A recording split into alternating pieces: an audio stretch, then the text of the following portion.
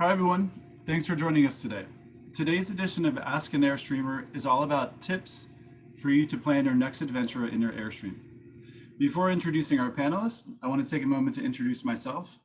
My name is Chris, and in addition to being an Airstream owner myself, I get to work with other Airstream owners, helping to share their stories of adventure, curiosity, and exploration in their Airstream. A few housekeeping items before we get started. Today's session is being recorded and will be published on airstream.com next week, alongside other editions of Ask an Airstreamer. In other words, don't worry about writing everything down. You'll receive an email to this video later next week. To submit your questions at any point today, go ahead and click the Q&A button at the bottom of this screen. We'll do our best to answer all of them, but if we run out of time, we'll share an email address at the end to submit your questions. We'll also have a dedicated Q&A section at the end where we'll share a promo code for Airstream Supply Company, which is part magazine, part travel guide, and part outfitter. And lastly, there's a 2-question survey that will be emailed after we wrap up today. We'd love your feedback so we can learn what you liked and things that we could do better in future editions. Let's take a look at what we're going to cover. First, we'll talk about things to consider prior to planning your trip. We'll talk about tips to make reservations. Nina has an awesome strategy that gets her at about 80% success rate on getting the spots and areas that she wants to be. And then we'll also share some resources to help plan your trip. So Nina, thanks again for being part of the Airstream community and for taking the time to share your knowledge with us. Tell us a little bit about yourself and where you are. Thank you so much, Chris. And hi, everyone. I'm Nina. My other half is Eric, but he unfortunately couldn't be here with us today due to work obligations. But we've been together for nearly 20 years and married for almost 14 years. And we have 2 little boys, a 5-year-old and a 7-year-old. And we've always loved camping. We love the outdoors. And we used to do tent camping and backpacking. But when we started having children, we found that the paraphernalia involved and the logistics involved proved to be more difficult. So that's when we started looking for travel trailers. And of course, we set our hearts on Airstream.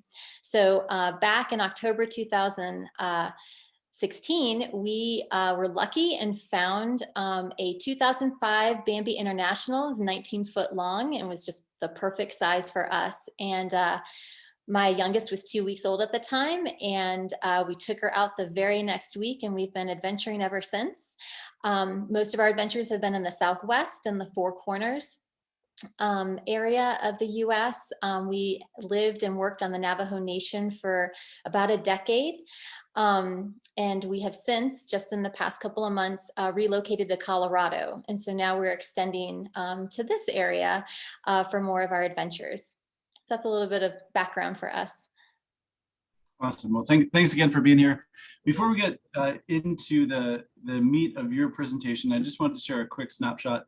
This is from the folks over at KOA. So they do lots of research and studies. So this was done between January and March of this year. So 50% of folks have already planned adventures into 2022. So not surprising there. I just want to call attention to this middle slide for a moment. You'll see there's pretty good distribution in terms of how far people plan ahead. So 14% are about a month in advance, and then 20% 1 to 2, 22% 3 to 5. So it's really all over the place. We're going to talk about how to plan either far in advance or just in time to show up at your campground. Some camping locations for spring breaks. A lot of folks going to campgrounds with services and amenities, and then just average nights that folks plan to camp in 2022. So just a little bit of background in terms of how people are camping or plan to camp this year. Let's hop right in here. Tell us some of the things that we should be doing before we even start the planning process.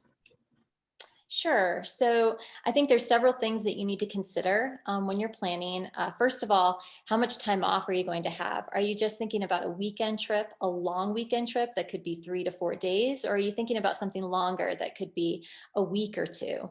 And what time of the year are you going to be traveling? Are you going to try to go during the off season when things maybe aren't as busy in a particular location and competition for campsites won't be as fierce?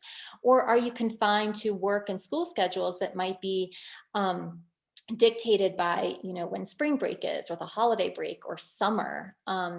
So, you really have to consider, like, how popular camping is going to be when you want to also camp. Um, Also need to consider, again, how much time off you're going to have and factoring that into your travel time. If you're thinking about going somewhere that's a little bit closer by, maybe within an hour or 3 hours, and you don't have to, um, drive too far, then, that's going to be a different kind of planning than if you feel like the destination you want to get to is nearly across the country. And then you're having to think about stops and places to stay along the way. Weather is also a really big consideration. Not only the weather where you're living, but the weather that's going to be along your journey, along your path where you're going to be driving through, and then at the destination. And time of year is going to, factor into that. Um, I think that the decision and planning process also depends on if you have the luxury of planning far in advance, if you know what your work schedule is, you know what school schedules are, versus if you can't make reservations way in advance because maybe your job doesn't allow that flexibility to know what your schedule is going to be 6 months out or even longer. So if you have to be more of a last minute planner, that is going to affect your strategy, your approach to things. You also have to consider, what maintenance might be necessary before you embark on your travel, especially if you live in a colder climate where you had to winterize your trailer and it's been, stored away for the past few months. You are going to have to make sure that everything's up and running. You don't have any leaky or cracked pipes, and that your solar panels or your batteries are charged and ready to go before you head out. And then also considering whether or not you're going to need hookups, whether that's electricity, water, either along the way or at your destination. So these are all things that you have to consider when you're planning. So let's zoom in a little bit. We talked about, very broadly, the planning process. Next step is picking a spot or a site. What are some of the things that you consider when doing that?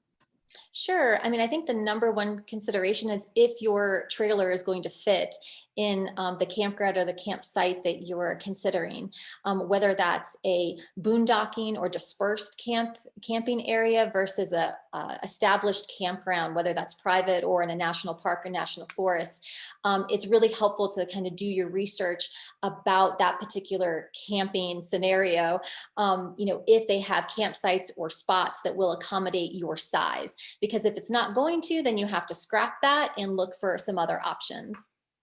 Also considering what hookups you might need. A lot of our camping is dry camping, but we do have to consider what we might need to bring with us and if we're going to have to fill up our tanks before we get there, because many of the places that don't have hookups don't actually have water that you could fill up your tanks with, or even a dump station. And if our destination is a couple of days of driving for us, we may not fill up at home before we embark. We might end up staying at a campground along the way, such as a KOA or another private campground, where we could fill up and kind of top off the batteries and make sure that we're ready for our dry camping at the eventual destination. So that's another thing to consider. Also the type of site you want. Sometimes you don't get to necessarily choose. Sometimes all the sites are back in, or you've got your choice of pull through and back in sites, but really the most important thing is the size and if you can accommodate your rig and your tow vehicle. Another consideration is if the campground or the area allows pets. Many national park campgrounds do allow pets, but then the national park itself will restrict pets to paved paths, and they have to be on a leash. There are some national parks out there, such as Great Sand Dunes, that do allow your pets out in the meat of the national park, but there are many restrictions. And so you do have to consider what will you do with the pet that you bring along, and is this destination appropriate for having your pet. Other things to consider, sun or shade, and that depends on what time of year you're traveling. If you're traveling during the colder months and maybe you're reliant on solar power, you may not want a shady spot. But then if you're traveling during the hotter months, like the dead of summer, you might want a shady spot. So it's helpful to, research that ahead of time. And then also considering what the cancellation policy of the campground, if it takes reservations. Some campgrounds are very unforgiving and you could be out a lot of money if, say, you have a cancellation that happens within a week of your reservation. So that's also another thing to take into consideration. I know we break down the different cancellation fees by different types of campgrounds, at least at the public level. So looking forward to sharing that. I'll add two more to this. One is just the view, right? What might I see looking out the window? And then the other side here with sun or shade, what side will the awning be on? All that good stuff. So Nina, when you're starting the planning process, are you anchoring around different events? Tell us a little bit about how you decide when to go and where to go. Sure. When the kids were younger, we did not plan around any school breaks or anything, because we had the luxury of just going whenever we wanted to, and we would gravitate towards off season, which would be like early spring somewhere or late fall or even winter, because it wasn't as difficult to secure a campsite in some of the more popular campgrounds. I do feel like the climate has changed and every season seems busy and there doesn't seem to be an off season anymore. But now that the kids are older, we are more restricted to their school breaks because we don't want them to miss a lot of school unless it's something really special. And then we try our best to maybe bring schoolwork along with us. But also, some people want to plan around big events. For us, that's the Albuquerque International Balloon Fiesta. We try to go every single year and camp at the Balloon Fiesta grounds. And that reservation process seems to keep changing every year and is incredibly fierce and difficult. But people do cancel that too, and you can get on wait lists. So there's always technically a way to try to, squeeze into an event or a campground that you really have your heart set on.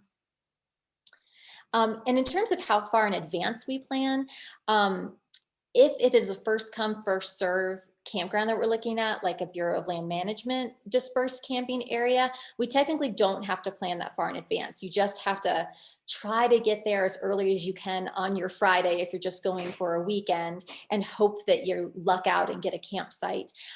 For the more popular campgrounds, such as in Zion or Yosemite or Yellowstone, the National Park Service campgrounds that are usually, the reservations are on recreation.gov.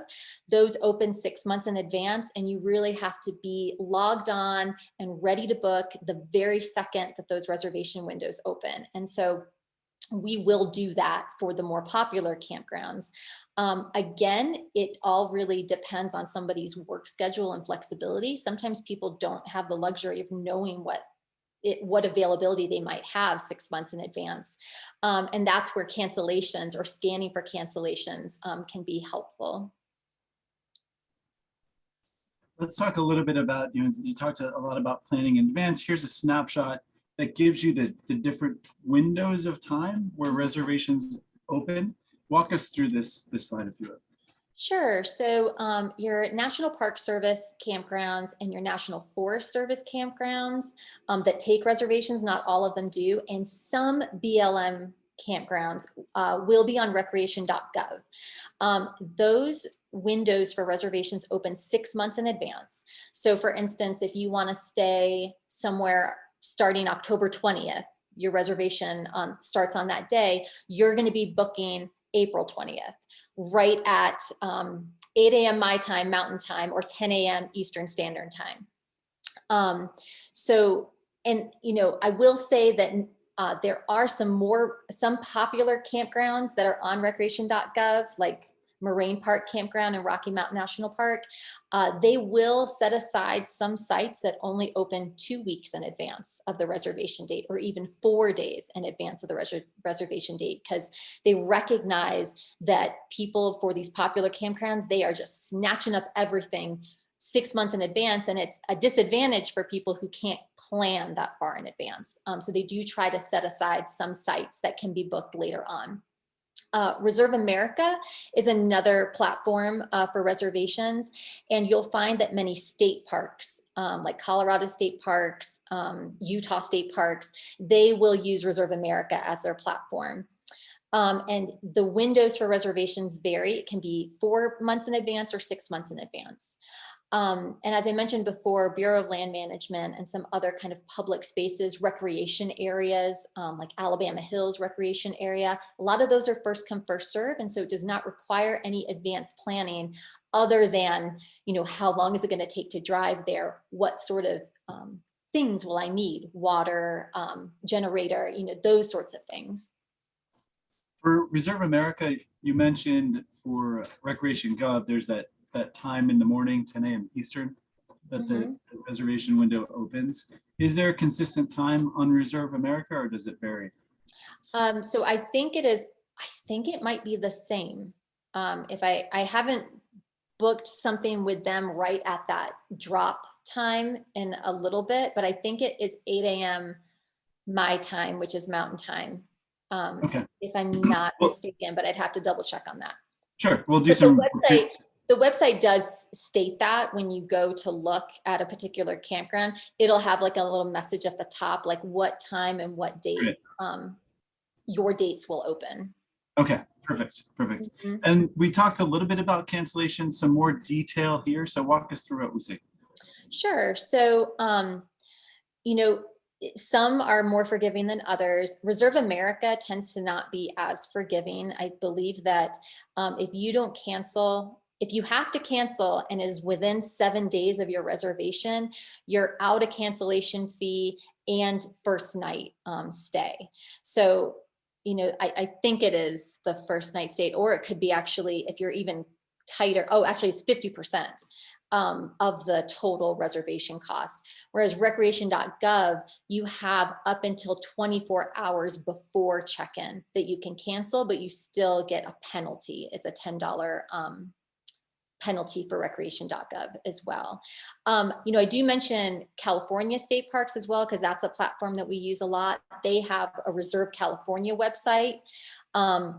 And their cancellation fee tends to be a little bit more forgiving. I believe it's 24 hours in advance, and you're out an $8 cancellation fee, and you'd already paid an $8 reservation fee on the front end. So if you do have to cancel, you just have to realize that you will be out some money anyways. You may get the full cost of the nights you were going to stay, but you might be out the reservation fee from the beginning when you booked it, and then another cancellation fee. And so you could be out $20.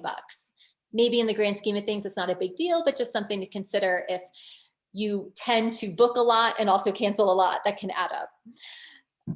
For BLM, because most of those are first come, first served, you don't have to worry about any penalties. You either show up or you don't. So a lot of good tips and things to consider just when planning. When we were doing this run through the other day, you shared that about 85% you are able to kind of get the place that you want. So this section is really all about the magic sauce that you bring when it's trying to get the sites that you want. So tell us how to do it. And so again, that's an estimated number that I just kind of pulled out. It's not, I didn't do like a statistically significant, yes. An experiment that was like randomized control. Yeah, exactly. And that is for the more popular campgrounds. So we have usually 100% success rate if we are going to a dispersed campground or campsite that is a little bit off season. We can usually get that. But in terms of reservations, what I have to do, especially for a popular campground, like say the Watchman in Zion, I have to, I set a calendar alert so that I know the day that I need to reserve for the reservation that's going to be 6 months in advance. I set multiple alerts in my calendar so that it reminds me a day before, and then it reminds me about an hour before that morning. And like knowing what dates that I need, or if there's any flexibility around that. And then making sure that, you know, I've checked my Wi-Fi speed, or sometimes I've found that my internet, my data on my cell phone and being on the app, the recreation.gov app, logged in on my phone, sometimes that's faster.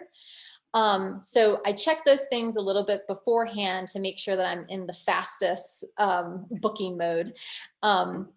And then usually in the morning, you can get on about an hour before the drop time for reservations, and you can see what is available, like what sites are available. And so in the right upper hand corner, that's just an example I think I chose like an October 8th check-in, and it was like reservations weren't going to open until April 8th.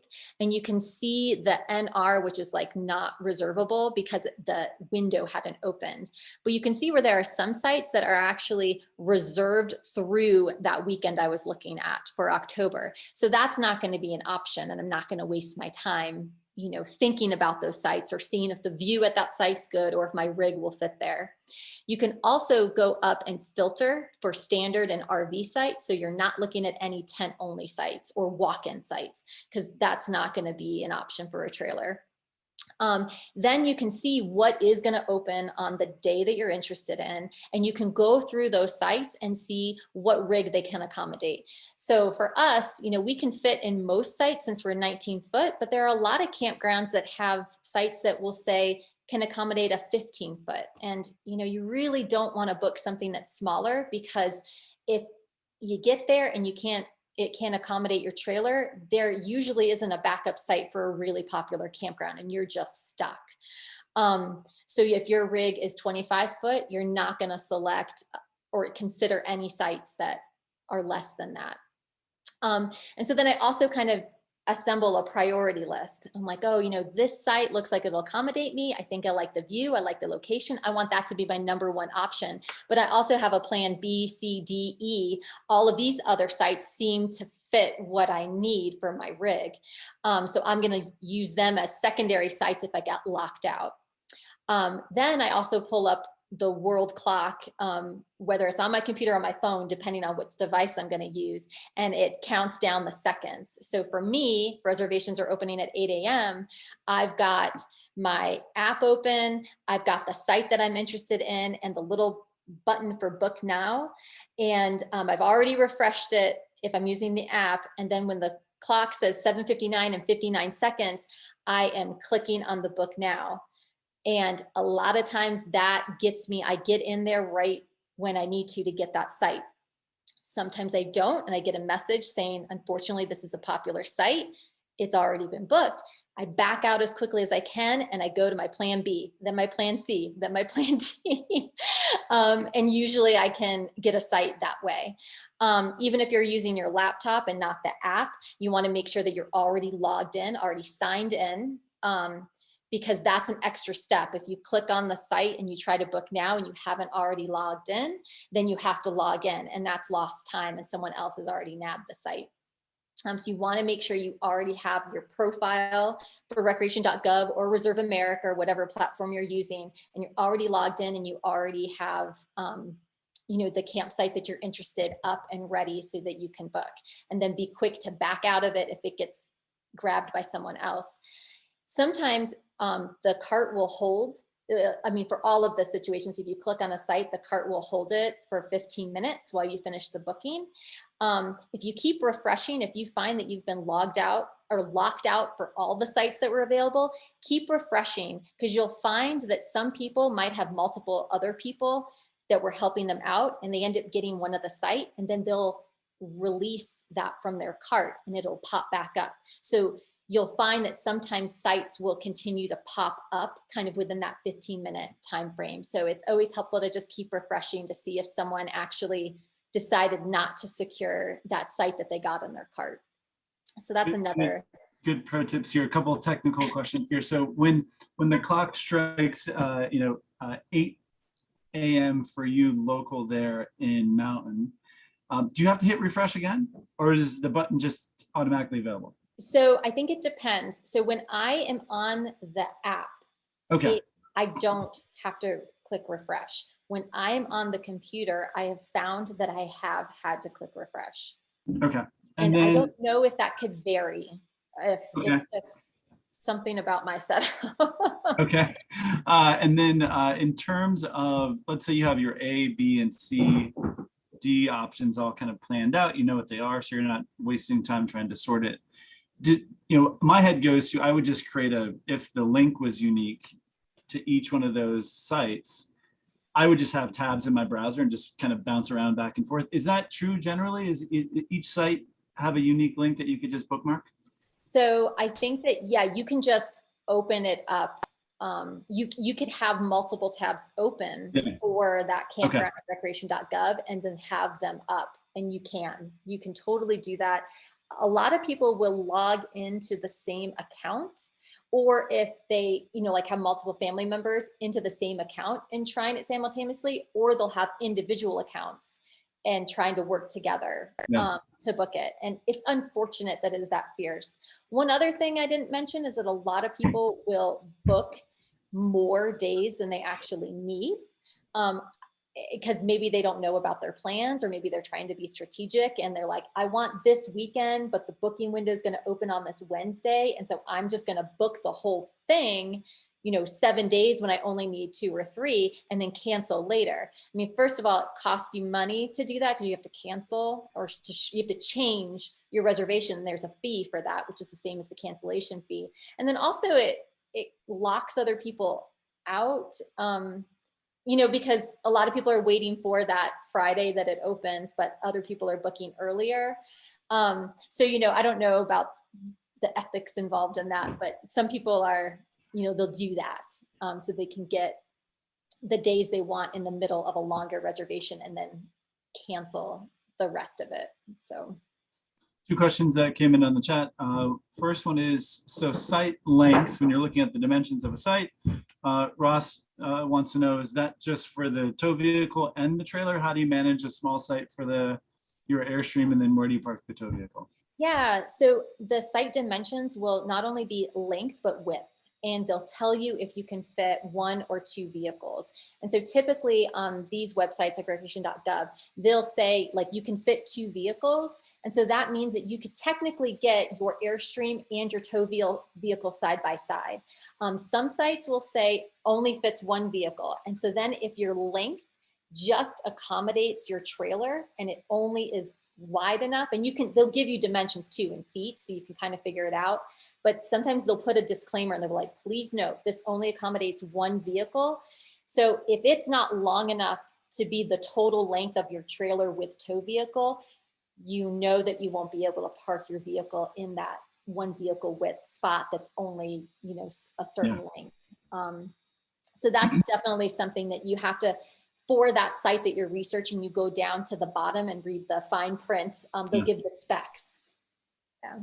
Perfect. 2 more questions here, and then we can carry on. So Tom asks, he says, hey, the screenshot here, recreation.gov, looks a little bit different than one that he's used to. Is this a special view? Is this a new view, or what's the screenshot? This is just the view that I pulled up on my laptop. I have a Mac computer. I think I was using Safari browser to open it up. I don't know if it's different if people use Explorer or Google Chrome or Firefox. So I don't know if that could be the difference. Okay, perfect. And then one more, Ursula says, earlier you gave the October 8th example in terms of when you were pulling up on when to book. And they want to know how can sites be reserved if the reservation window has not yet opened? So I imagine it's a carryover from a previous the reservation started before that and just went into that time. How's that? Is that it? Exactly. So say that person for site 3 at this is Devil's Garden and Arches, which is also super popular and fierce to get into. So yeah, they booked at an earlier date where a reservation was open, but you can book most of these sites for 14 days in length. So say they booked a week or even longer, and their reservation is carrying through. So that's why it's not available for like when my window would open on the 8th to book that. Perfect. Does that make sense? Let's talk a little bit. Yeah, no, perfect does it to kind of carried into it. So yeah, I am tracking. Let's give some quick tips here on how to scan for cancellations and what the Sure. policy is. So there are services that will scan for cancellations for you. I have never used them. I do know of people who have had success, but for me, I do my own scanning. And that's, that may not be great for most people, especially if you have a job that doesn't allow you to check in multiple times a day, like during a break or lunch or whenever, or even, later in the evening. But I tend to check for cancellations about 1 to 2 months out, and then even closer if I am okay with that uncertainty of not having something booked, even if I'm 2 weeks out from my planned travel. Most people don't like that. It can cause anxiety to not know exactly where you're going to be staying. But I do find that a lot of people will book up those reservations 6 months in advance. And as I mentioned before, sometimes they're booking more days than they need. And maybe it's because they don't know exactly when their time off is going to be.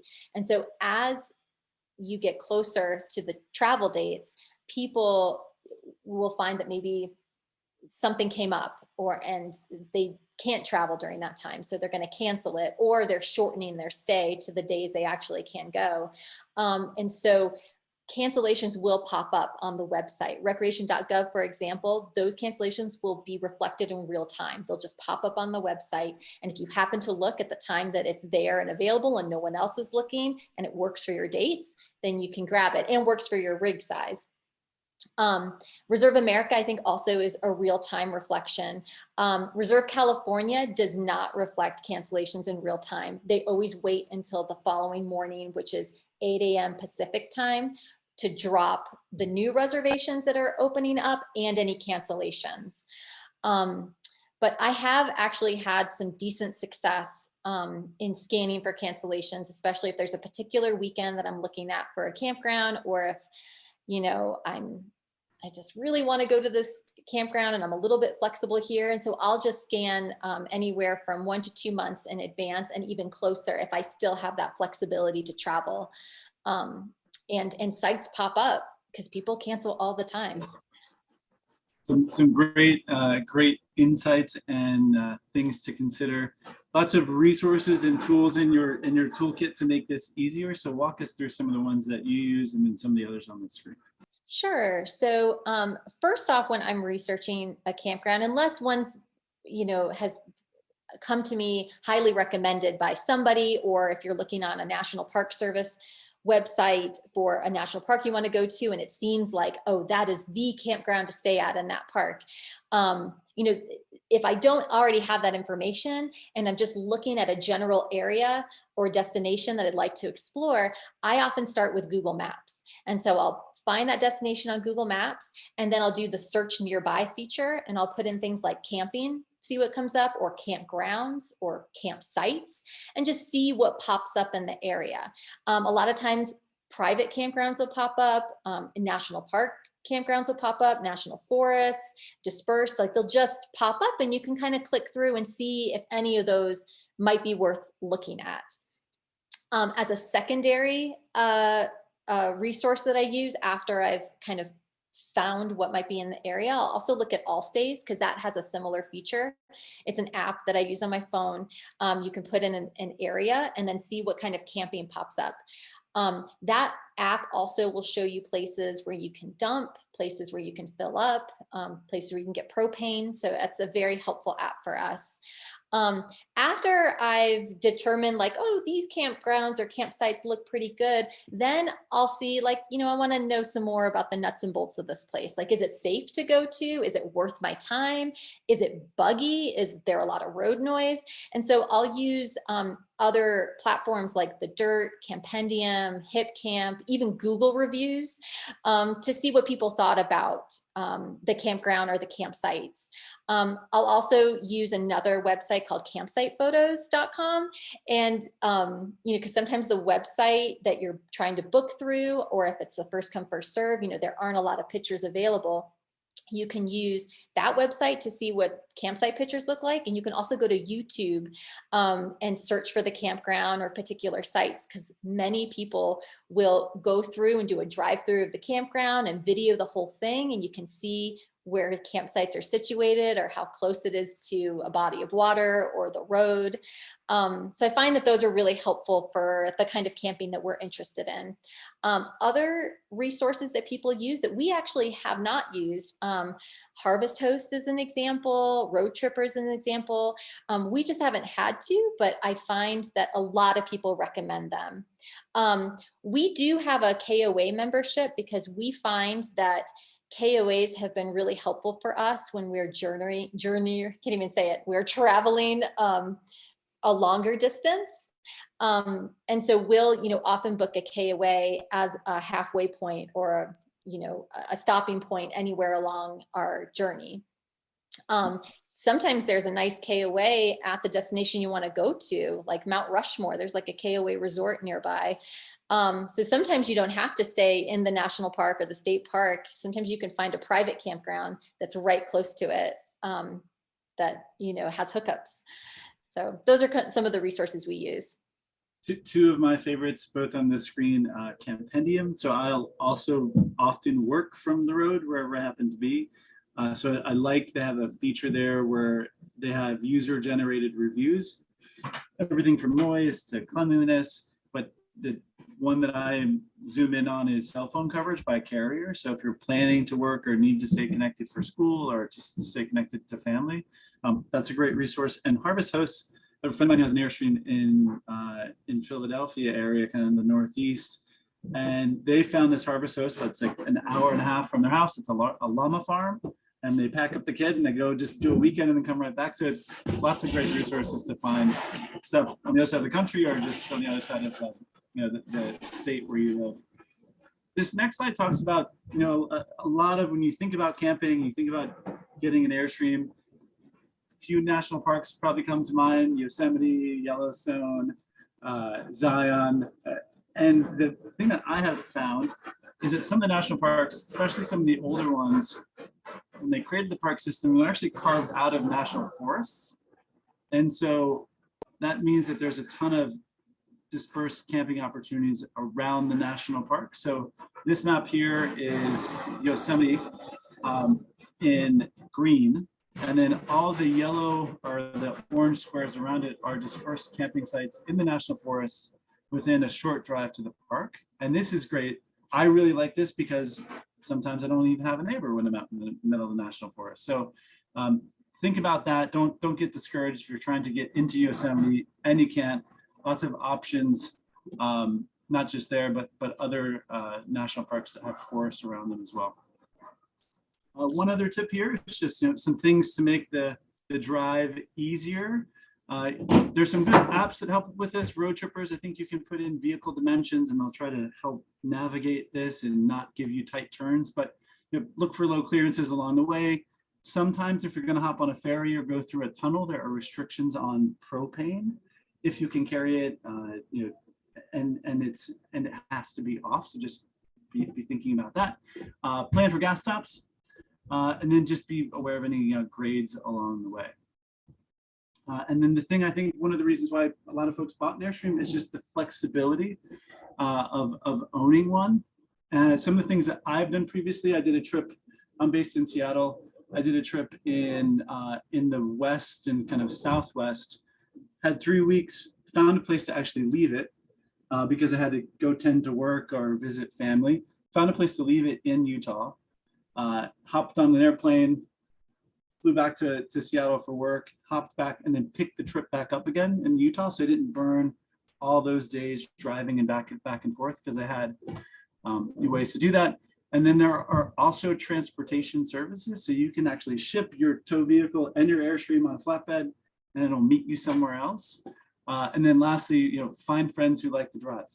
I surprisingly have people who really enjoy this, and they're willing to have their own adventure on the way back, and get it back to Seattle. So, Nina, what are some of your favorite spots? You've been doing this for a while. You've had great success rates. So walk us through some of your favorites. Sure. And before I dive in, I do want to mention that if you do camp outside of a national park in National Forest Service land, which can be incredible, you do have to remember that there are some national parks that require timed reservation entry. Arches does that, Yosemite does that, Rocky Mountain National Park does that as well.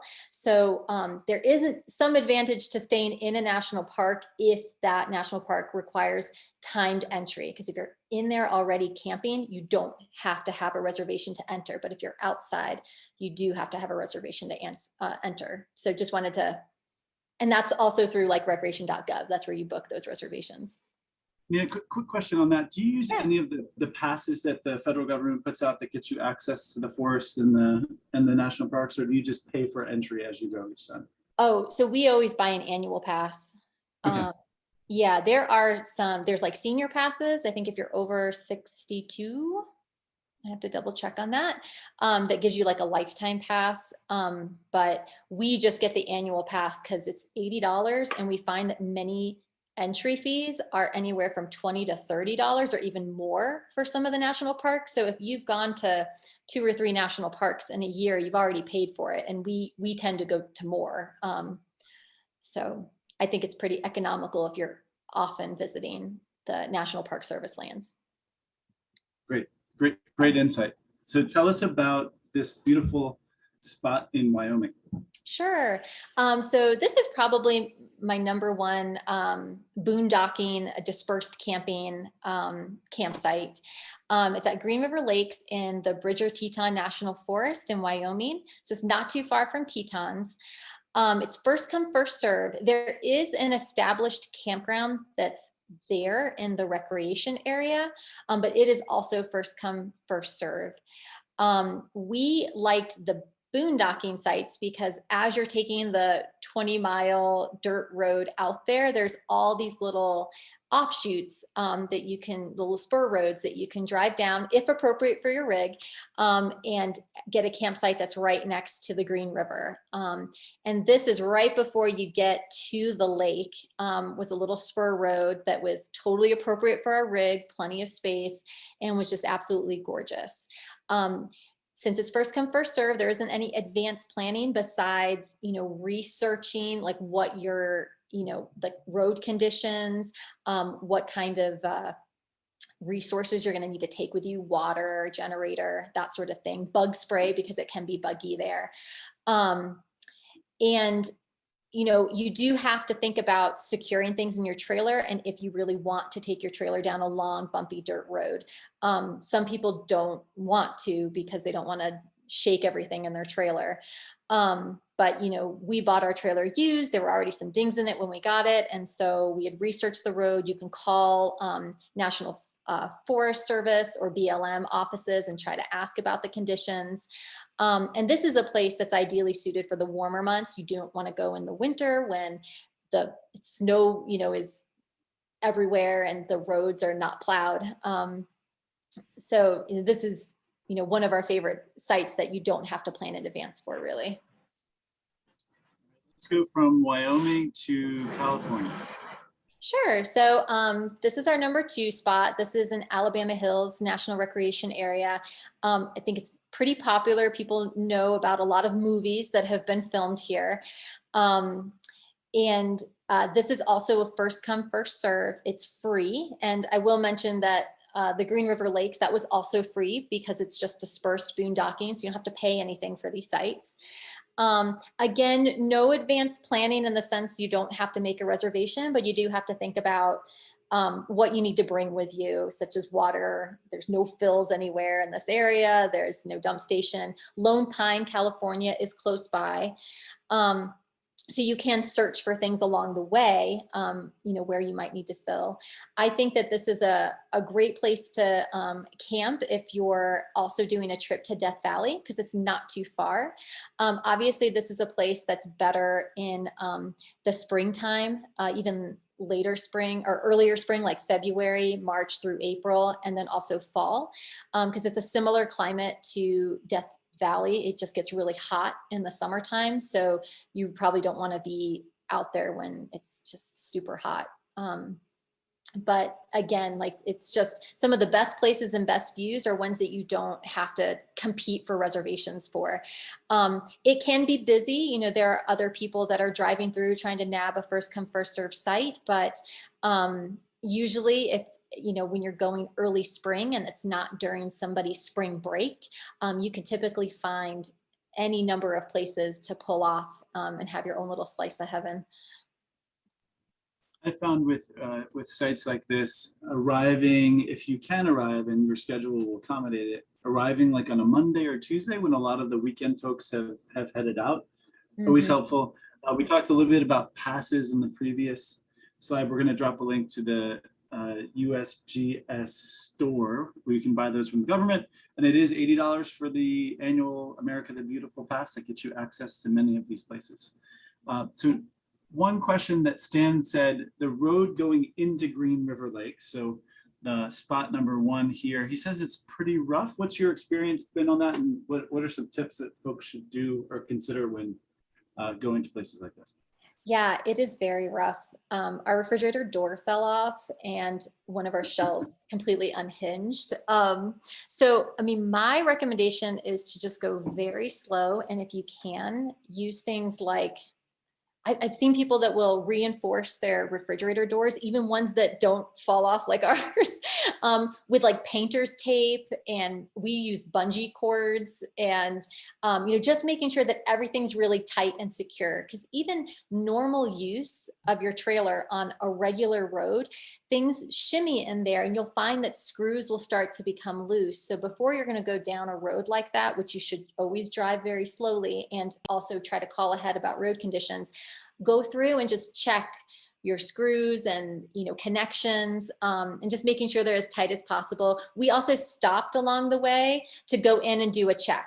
And it's just, I think that, you know, it just sometimes things happen. And I know it's really heartbreaking if you've got a brand new trailer and it's beautiful and untouched, and then you take it down a bumpy road. And so that may not be the best adventure if you're really anxious about that.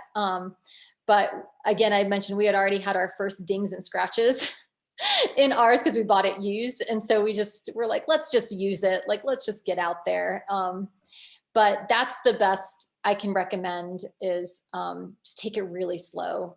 Because if you're driving pretty slow, and even if you have to go through a bigger bump, if you're going slow, it'll decrease the chances of things falling apart in your trailer.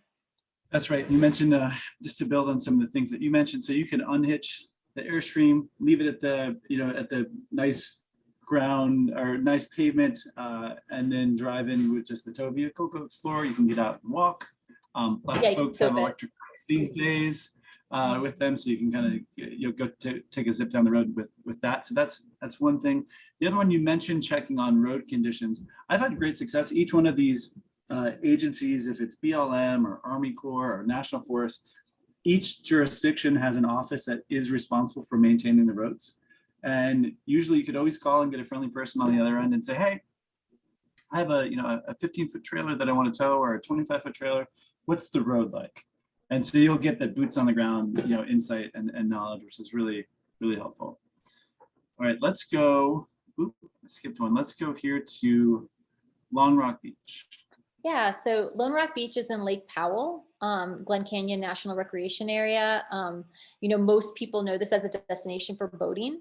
And you've probably seen in the news that, you know, over time, the water levels keep getting lower and lower. And it's, you know, it's really a source of a lot of, you know, just nervousness about kind of the state of things. But if you're not going there to boat, you can camp along the beach at Lone Rock Beach. And there is a fee involved, but it is first come, first serve. So you do have to pay an entrance fee at the little kiosk when you come in. The only advanced planning that's required is to know like when you're going. So if you're going during the summertime when people are there swimming and boating in the lake, it's going to be crazy, go nuts busy, and it's going to be party central. But if you go during the off season, and we actually went on a weekend in early March, and we've actually gone twice in the March timeframe, and thankfully got lucky that it was unseasonably warm that weekend, but other people weren't also venturing out to that spot. And you can get a whole plot of beach just to yourself. Another thing to think about when you're going here, we look like we're right on the edge of the water, but we're actually up more on a bluff. And then the really sandy beach extends out in front of us. So we are not driving down in the really sandy parts. We're driving just in the packed in parts where it's appropriate for a trailer. If you try to get down to the actual shoreline, you will get stuck. People in like really good 4-wheel drive, high clearance, all-terrain vehicles get stuck in that sand. So do not attempt to take your trailer down in the sand by the shoreline. You got to stay up a little bit on the rise, but I argue that you have better views up there because you can see Navajo Mountain peeking up above the lake, whereas if you're on the shoreline, you can't see it. The other direction that's not featured or shown in this photo is Lone Rock itself in the middle of the lake. So, again, early spring and late fall, even sometimes over the winter, if you're not, mind being a little chilly, because it does surprisingly get cold in Page, Arizona. This is where it's this campground or this area is right on the border of Utah and Arizona. So Page is the closest town in Arizona and Big Water is the closest in Utah. And so depending on where you park, you can be on the Utah-Arizona state line when you're camping here. But yeah, again, it's like you want to try to avoid this place during high season when people are out boating and it's hot. So a couple, one question and one build in terms of temperature. So Steve is curious, when camping at night, is there a way to run your furnace so the fan is quieter? Because that thing is very efficient at blowing lots of hot air through the trailer. I know that certain Airstreams have the Aldi system, which circulates kind of warm fluid like a radiator. So that's nearly silent. Any tips though with the furnace on yours? I know that yours is a 2005, is it? It's a 2005, so I don't think that we do not have the newest technology for our furnace. So, I mean, we do need electric to kick on the fan, but it is a propane heater.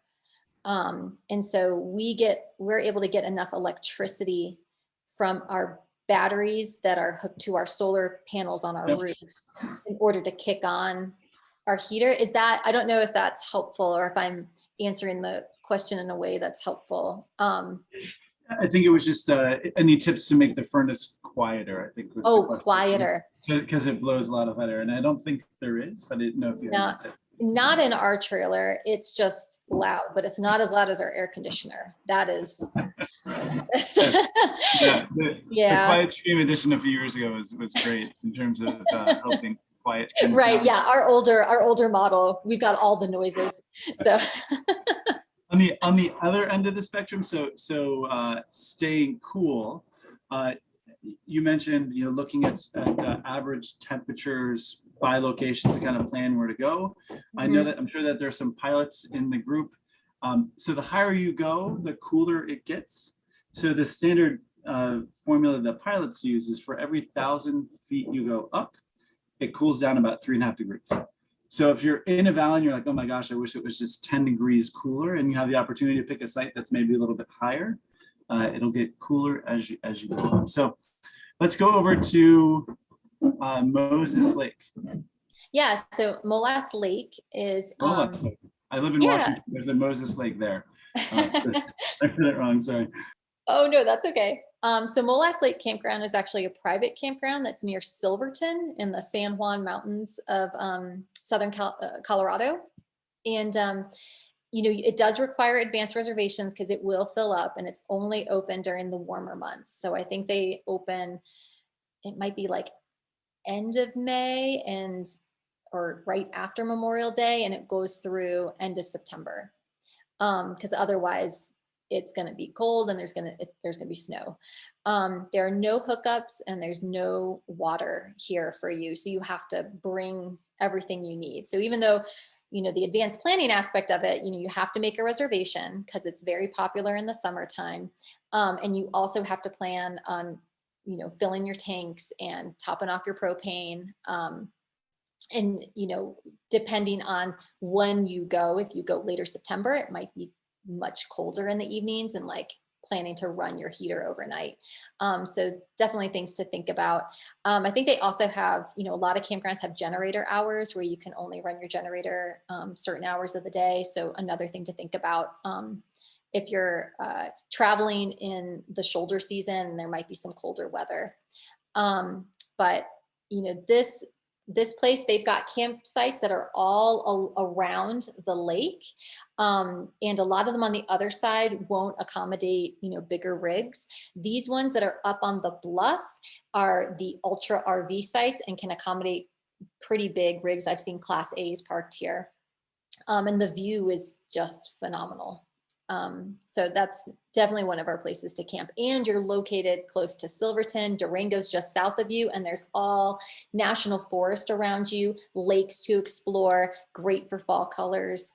So it's a pretty special place. Annie has a question around traveling with pets.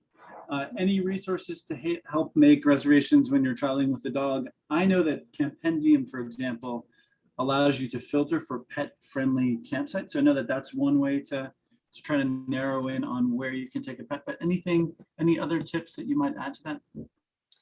I don't know if I have any specific tips besides just trying to Google it ahead of time or using resources like that. Like if Campendium lets you filter for that. A lot of times when you're in the National Forest Service or Bureau of Land Management, there's not going to be a lot of restrictions for pets there. It's really mostly the national parks that are going to be the most restrictive.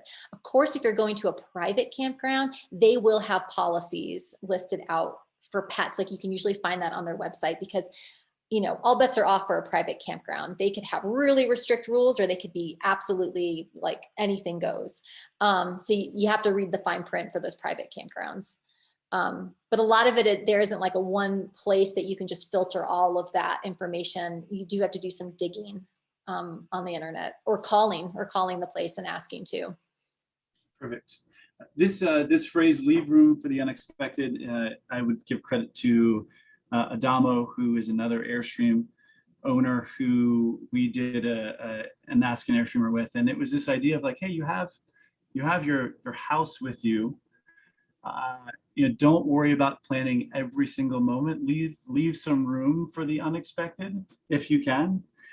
So I thought that was great advice because some of my most memorable experiences in my Airstream has been things that we didn't, plan for months in advance or even, a week before. So I don't know if you have any builds to that or if that rings true with you too. Oh, absolutely. Pretty much all of the places that have really been, absolutely inspiring have been the ones that we haven't really planned and it just is a complete surprise, or it's the backup plan because you didn't get that national park campground and so then you're like, let's take a chance on this other one and you're just completely just blown away by what you find. So yes, I think the unexpected and the plan B, C's and D's, they can all be just life-changing really. That's right. So you would think that we went to the Airstream marketing department and said, hey, give us a bunch of photos for our Ask an Airstreamer today. We didn't. These are all your photos. QR code that takes folks to your website. All the proceeds, I know that some, these are available for sale, go back to the Navajo Nation. So tell us a little bit about maybe your approach to photography and why you do it and where the proceeds go. Oh, sure. And again, like, do not feel compelled to purchase anything. I don't keep any of the money. So if you do feel moved to it, I donate all of it. And really, I think that the inspiration to take photos is that we used to go to all these amazing places and you'd walk into the National Park Visitor Center and you'd see all these beautiful photos on the wall.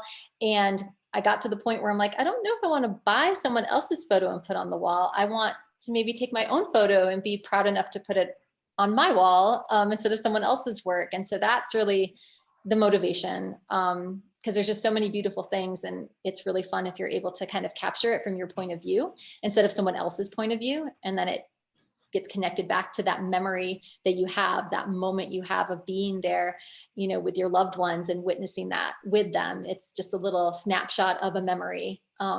So that's where the motivation is. And you know, the Navajo Nation, living there for nearly 10 years and exploring the Southwest was a very formative time for me and my family. And so most of my photos are from our explorations around there. And the Navajo Nation will always be in my heart. I left a part of my heart there, leaving. We're both physicians, and that's where we have served that community. And during the pandemic was especially hard. And, you know, we were very sad to leave, but, you know, there were other opportunities that we needed to take. And so that's why I always want to give back. So anything that I have, I like to try to give back to the community that is so important to us. Thanks for putting so much effort in for such a good cause. The photos are beautiful, and I hope folks enjoy it. Here's a promo code for Airstream Supply Company. This will be good here for about a month, so encourage folks to go check it out. I think we got to most of the questions. For folks who are watching this on demand, you can send an email to hello@airstream.com. I'll put it on the screen. And Nina, I want to thank you so much for taking the time to share your story and your knowledge and expertise with us. Hopefully folks after today have a couple more tools in their pockets to get the site that they want and enjoy their Airstream. Thank you so much. It was a pleasure. Awesome. We'll see you guys next time.